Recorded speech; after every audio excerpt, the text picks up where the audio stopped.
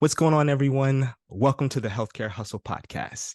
Today, we are joined by Dr. Harshit Jain, a leading storyteller and creative data integrator in healthcare. As an accomplished speaker and globally awarded healthcare marketing influencer, Dr. Jain is now the founder and CEO at Doceree, which is trying to address the problem of rising cost of healthcare by bringing in efficiency and effectiveness in healthcare marketing by using data and creativity. Dr. Jain, welcome to the show. Thank you. Thank you, Winston, for inviting me to the show. Absolutely, my pleasure. So, Dr. Jane, for our audience, will you just let us know where does your story begin? What is your superhero origin story? It's a great question. I always think, and I come to a conclusion that the story has like just begun. I Mm, always want to live in that stage where I'm continuously trying to change, continuously trying to challenge. But for me, my the last I practiced as a physician was back in 2006 at wow. Northwestern, from where I did my residency in internal medicine. And after that, I just quit without knowing what will I do. I just quit, right? And all serendipity, it kept on happening one after the other, one Wow. business after the other. Mm, And so after building a business in healthcare and big data, then in healthcare communication, then a big global corporate job in advertising for 7 years, and mhm. then back to startup again to build another venture called Doceree. Wow, wow. So that is absolutely amazing. 2006, being, You know kind why? of That makes me feel I'm old now.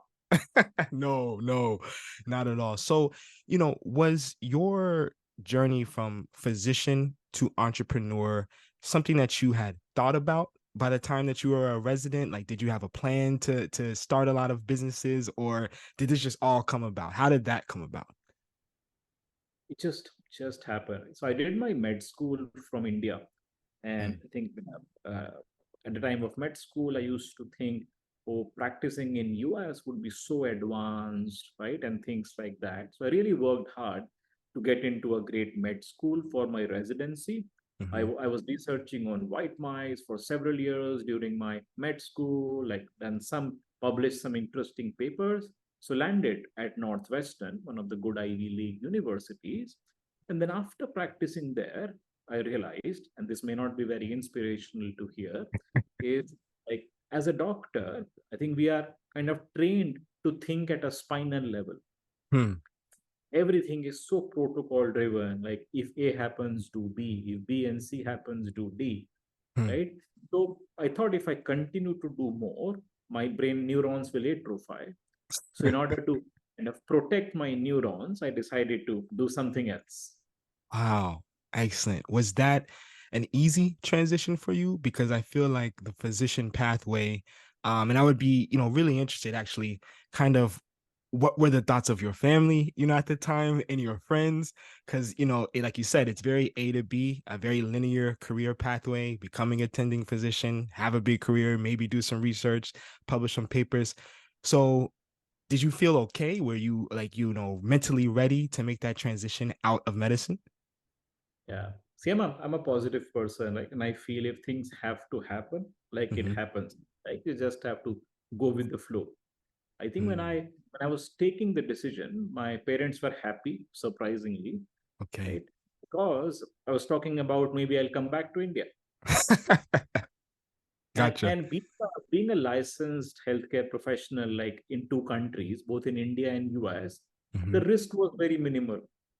So I asked them that for 1 year, let me try to do what I can in a year. If it works out, great. Otherwise, I can always go back to medical practice.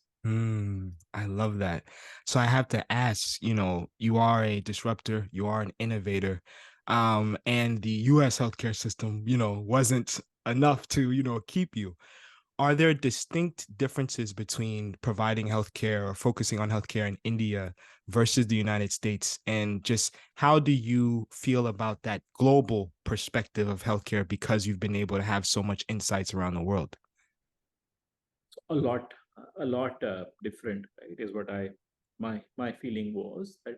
I think in a setup like in India, right, where there are like so many patients, right, the public healthcare system is also challenged, right? Mm, You use a lot of your clinical acumen to make the diagnosis, right? For example, if a patient with pain abdomen comes in, you would take a history, do the examination, right? Make a diagnosis, make a provisional diagnosis, and give him stuff, right? hmm. And more than 80% of the cases, more than 90% of the cases, actually, the patient would feel better. He would not require investigations. While if Mm, I'm practicing in US, a patient came with pain abdomen in ER, the first thing I will do maybe would be to order a CT abdomen. right. So not using my clinical acumen, and that's where Mm, I'm saying not using my brain, thinking at a spinal level. And in wow. these days of AI, right? So that even a computer can do, order a CT abdomen, read the report, and give you a provisional diagnosis before even a patient comes to you, Right. right? It's not going to happen, I know that, right? So not scared about technology, but I think it's about like where I personally felt I could contribute, Mm, I where got I you. felt I would be happy going to work each day, Hmm. because I think since childhood I always liked solving problems, Okay. right? And if it is the same, if I'm not getting interesting problems, Hmm. it would be no fun to solve them. Right. Understood. And that's what I feel I have been doing in last over 20 years, right? In my non-practicing professional life. Yeah, absolutely. Well, it's so funny because I've had a chance to look at a lot of the work you. I think you've done a lot, incredible work. And it's just amazing to see you still keep going at a very young age. I feel like. So I would like to ask, what have been some of the just not even maybe biggest challenges, but lessons learned um over the last 10, 15 years, that you've really been on this journey? I think few things that I have learned, which helps me, which I practice, right, almost every day, that no problem in the world is a big problem. Mm, If wow. you just break a big problem into multiple small problems, you have now solved the big problem, That's right. right? Because now you don't have to deal with a big problem, you have to deal with the smaller problems, which you are Wow. comfortable with. Wow. That is very, very, just very powerful.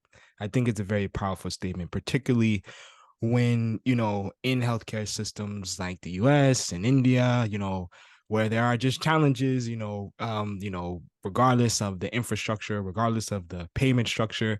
And at times, if you have a viewpoint of like, oh my gosh, this is so impossible, or what are we going to do? It could really prevent some of that innovation. So that mentality, no problem in the world is a big problem. That is a very powerful statement.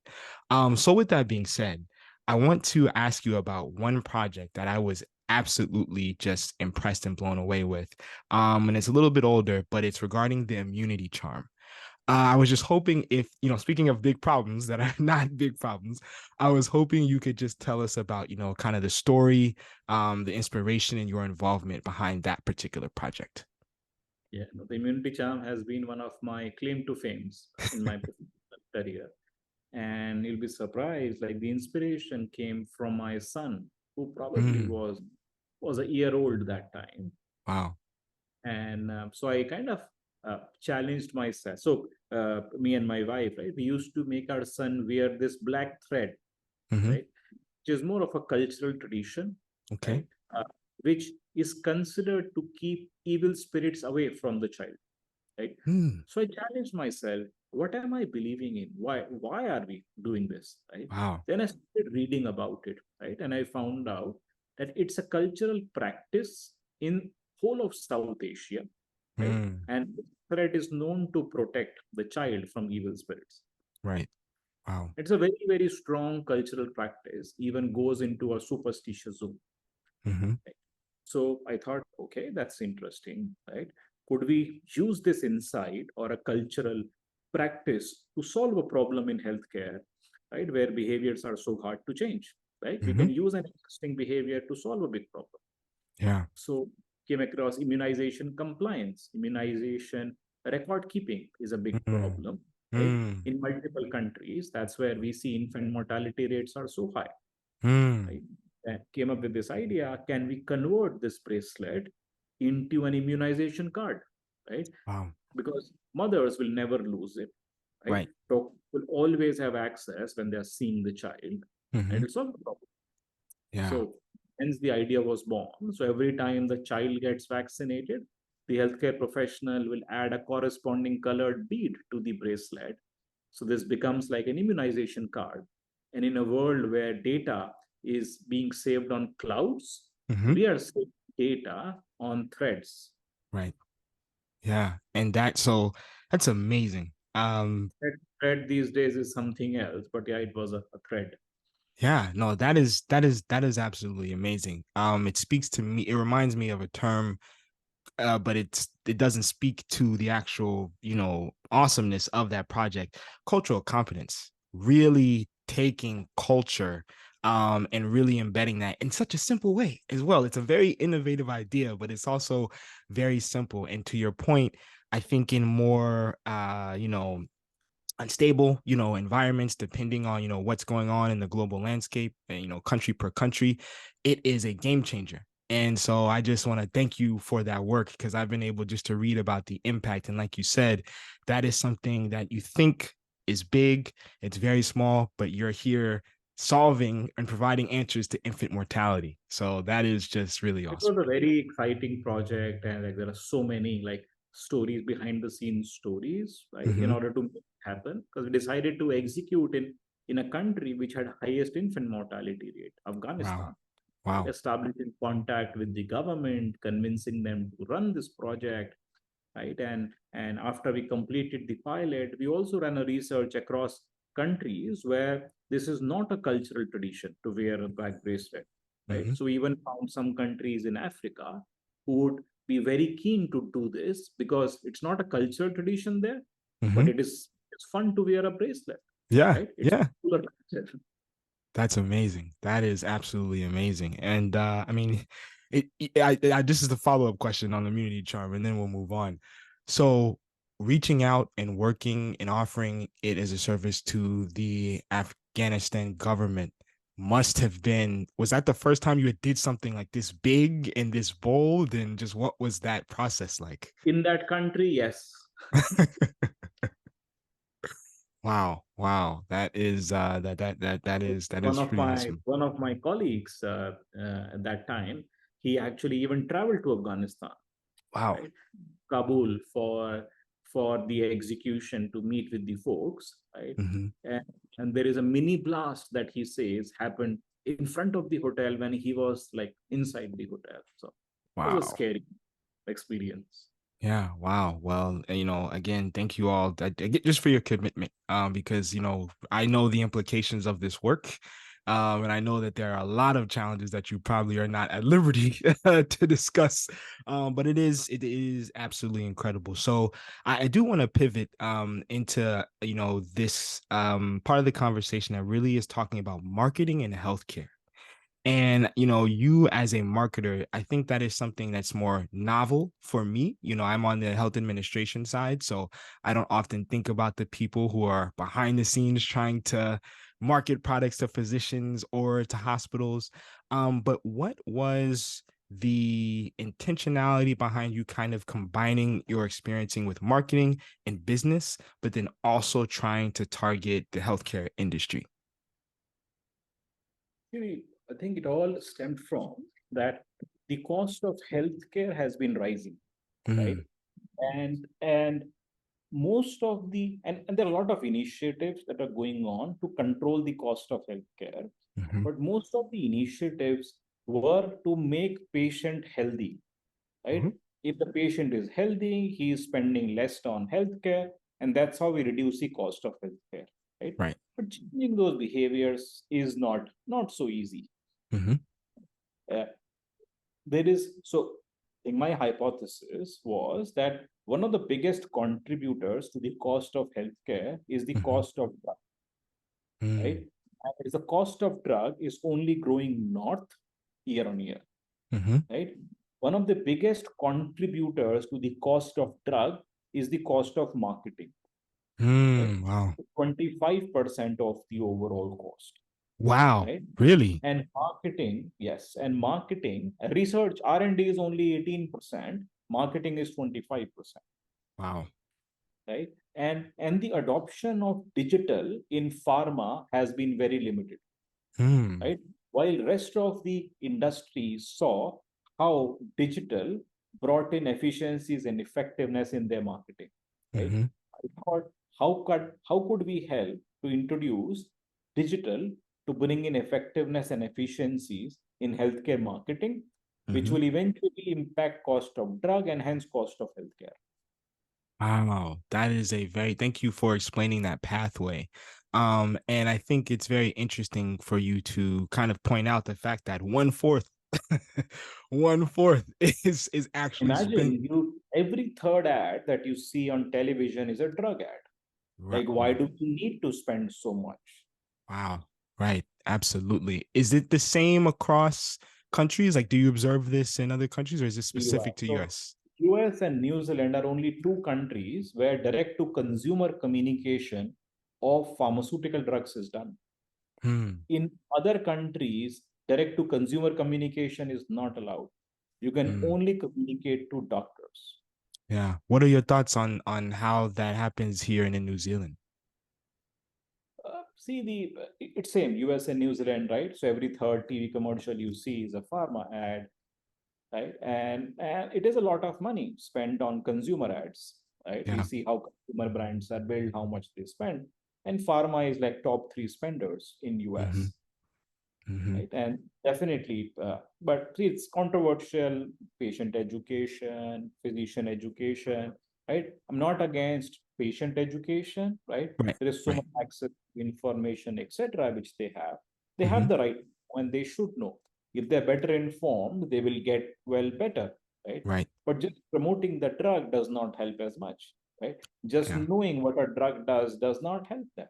That's a Absolutely. communication which is better for a healthcare professionals. If I know the name of a cancer drug, I cannot ask my doctor, give me this drug, unless a doctor feels appropriate if it is Right. for the patient. Absolutely. It's very interesting and timely we're actually having this conversation because I have one of my best friends. He lives with Crohn's disease. He was misdiagnosed with ulcerative colitis for 4 years, however. And so there were some treatments that he had got that he did not need because he did not have ulcerative colitis. He had Crohn's.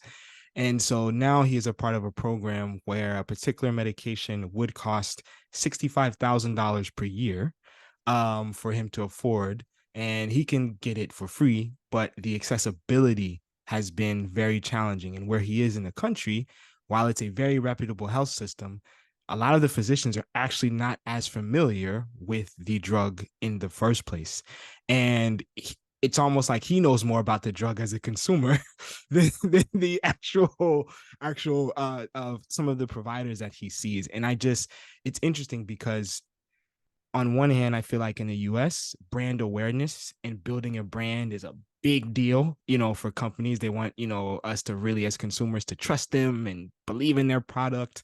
Um, and I would be interested in how you feel the pharmaceutical industry has responded to a solution like Doc Air, right? Do you see that they are willing to say, okay, Dr. Jane, we don't need to spend a fourth of what we make on marketing?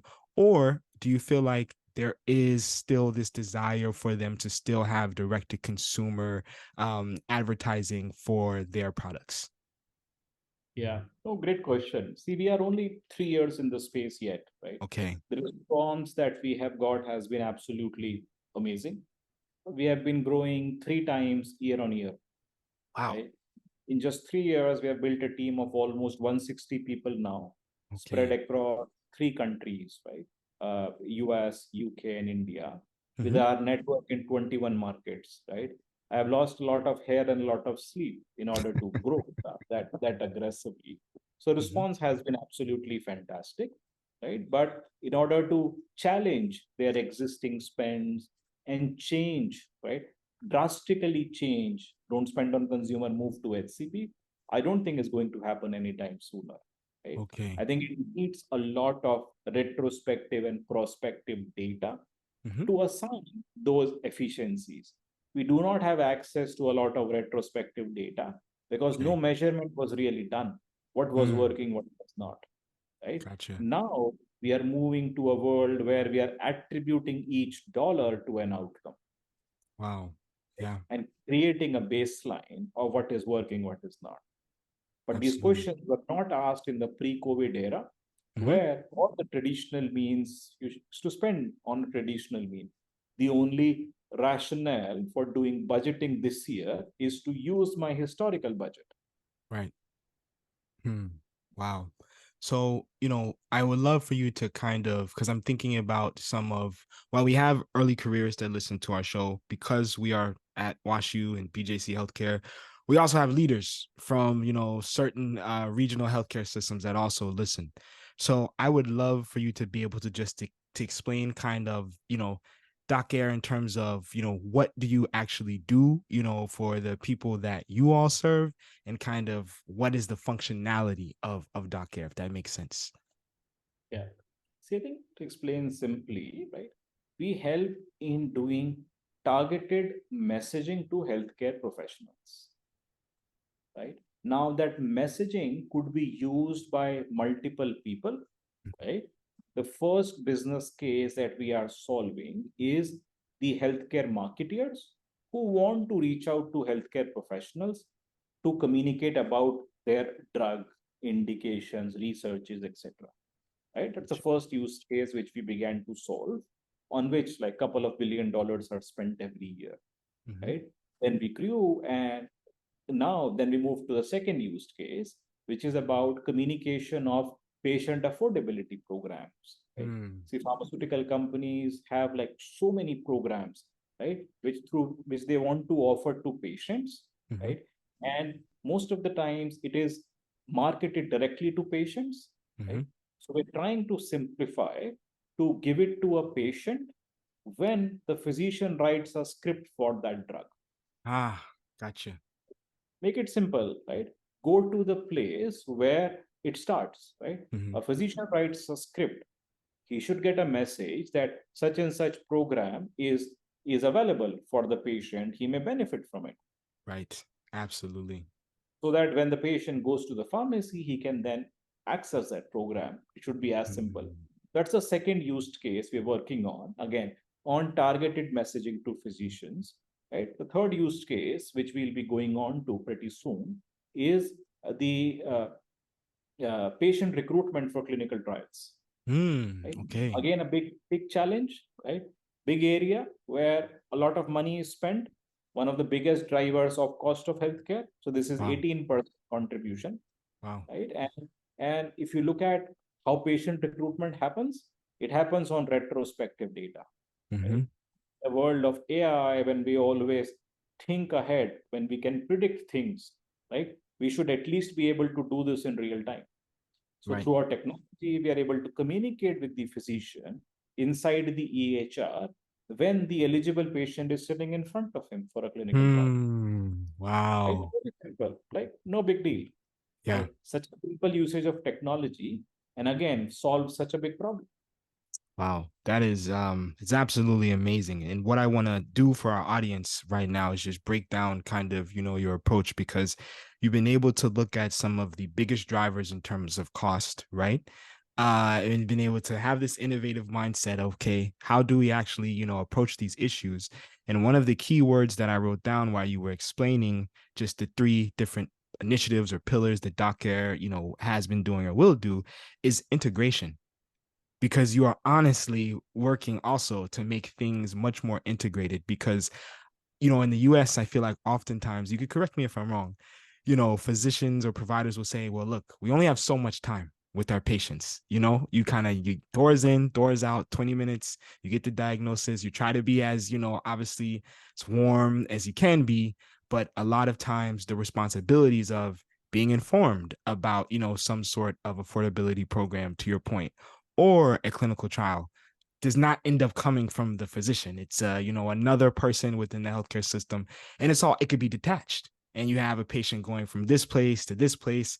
And so I can imagine the power in, you see an epic chart, somewhere, and like as you said, right there, you get that information.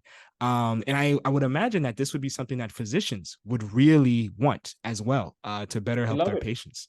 Yeah. Yeah. Because for them, it's just one more click. That's it. Just one click with so much Mm. benefits. And so also thinking about just how you are making their job easier as well. And I want to, this is a question that I'll ask you. It's related, but not kind of related. I had read an article recently that in the US, the closure of private practices, so either older physicians retiring or younger physicians choosing not to go into private practice, is actually impacting our patient outcomes in the US, of course, because it's just less, physician availability for people. And I feel like when I meet residents and I meet fellows now, some of them can be a little disillusioned and disappointed and frustrated with some of these challenges in terms of just how they can do their job, right? And for me, as an administrator, sometimes I'm looked at as a bad guy. I try to be, supportive, because we all have our different aspects of the business.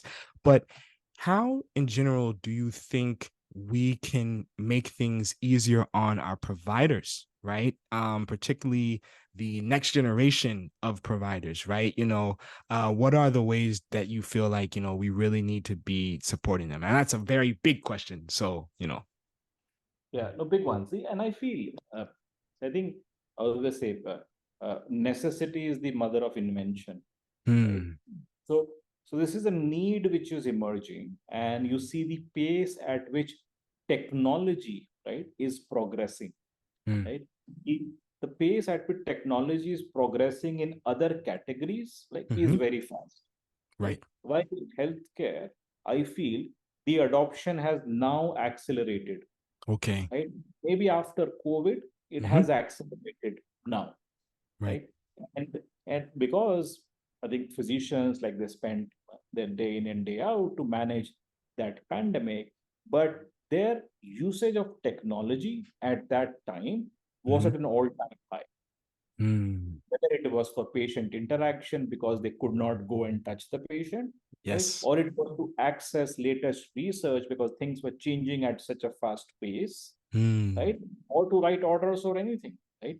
So technology is now changing, and I think all professionals are kind of up, and very positive about usage of technology and Hmm. what it can do to help in their professional lives, right? Right. Although I think with OpenAI, AI brought in a challenge. Would AI Hmm. now replace doctors, right? So that's Hmm. not going to happen, right? Right. You need, the job of a physician is not just to write a script, right? Hmm. Is to treat a patient, Hmm. right? You don't have to treat a report, you have to treat a patient. And sometimes just a physician patient conversation helps a patient so much in getting better, right? Absolutely. And a drug just acts as a placebo. Yeah, absolutely. I think it's the physician adopting the technology and believing in it, Hmm. right, is helping in a big way, Wow. which is changing. I see this across countries. Wow. I really appreciate you calling that out, because, I think that sometimes it can be seen as a cost, right? Because there are, especially, to your point, after COVID, I think there was an acceleration of companies, technology based, that, I get emails all the time. Hey, we have this product, would love to get you on a call to talk to you about it. And, at times we are very, I won't say, well, no, I will be honest, we're stuck. We can be very stuck in the way that our systems currently work. And so there can be resistance to the adaptation. But to your point, there are so many ways that we might not have even have noticed that we actually were using technology since COVID. So it's about a balanced approach, I would assume. But you brought up, I think, also a good point, which is some of the threats of, technology such as OpenAI. And so, you know, Doc Air seems very new. Like, there may not be a lot of other competitors in you all space. And so, what are your projections just for this kind of business? Do you think we'll see more businesses like this on the market going forward? And just what does really the adaptation of AI mean for healthcare? Yeah. See, the category is massive, right? We don't have competition yet. Does Mhm. not mean that we will not have competition, right? Mm. Creative energy is spread. So I'm sure Okay. competition could be brewing somewhere in some part of the world. Yeah. And with competition is healthy. It helps you grow. It Hmm. helps the category grow as well. Yeah. Otherwise, we will feel saturated. Oh, we are so big. Why should we do anything? Right? We'll become like a test. Mm. So It's we very should real. continue to innovate, and competition would always keep us on the toes. I got you. And so, do you also pay it? Well, I would probably assume that there's not much regulation in this space right now, right? In terms of Maybe there AI. is, right? And Okay. because of the regulation, not much innovation has happened. Okay. Can we kind of Other talk way, about that a little bit more? I think I alluded earlier that I think except US and New Zealand, Yes. direct to consumer communication of the RX drugs is not permitted, right? Yes, you did say that. Mm. That is the reason why the usage of digital Hmm. has been limited, because there were no targeted means to communicate your message to a physician only. Okay. Fear that a drug company had is that let's say if they do a commercial ad of a drug in digital, it might be seen by patients, Hmm. which is not complying with the regulatory guidelines. Mm. It is interesting to hear you saying it. So I yes, you definitely said that earlier. And one of the things that I can't help but think about, particularly when it comes to the US, is our healthcare outcomes, however, and our dependency on pharmaceuticals from a patient standpoint. Is it better in countries where you cannot provide direct to consumer marketing? Are there less dependence on pharmaceuticals in those countries? It's an interesting question, right? I don't think it's about dependence, right? Okay. But look at the cost of healthcare. Hmm. So I travel to multiple countries. I have residence in two countries, right? And I see the cost of healthcare, cost of insurance, etc. So it Hmm. is definitely impacting the cost of healthcare. Gotcha. Interesting. And that has downstream effects for everything else, of course. Right, because the spends are so high, the cost has to be high. The Right. spends are low, the cost will be low. Hmm. Absolutely. Understood. So it's really about it's so interesting. My background is in public health, so I'm, a little bit more population outcome, driven. That's how I think. But you have been able to just in this time kind of give me a different lens on how to approach the actual business of healthcare and still seeing the opportunities for health equity and improvement of patient care, but strictly using that business lens. So that is very powerful, and I want to thank you for that. We are approaching time. I'm not gonna have you here forever. So as we wrap up, it's been an excellent conversation so far. I do have two questions for you. And the first one is just given all the work that you've done, because there's been a bunch of stuff we haven't talked about during this conversation. What are some of the things that you are most proud of that you feel like, when it's all done, you can look back and say, wow, that really was awesome. Yeah, I think we spoke about immunity charm, right? Hmm. Definitely most favorite ones and claim to fame, right? I Hmm. think there are other ones, other projects. One is called Noon Assembly, Hmm. right? And the Blue Dot. Again, I think the belief is the simplest ideas solve the biggest problems, Love that. I love that. right? During my advertising days, used to say, if you can't narrate your idea in a single line, it's not worth it. Wow. Very good advice. That's excellent. Because Um, if you narrate in a single line, it's simple right. and it works. Absolutely. And that is aligned with the logic of there is no problem in the world that is a big problem.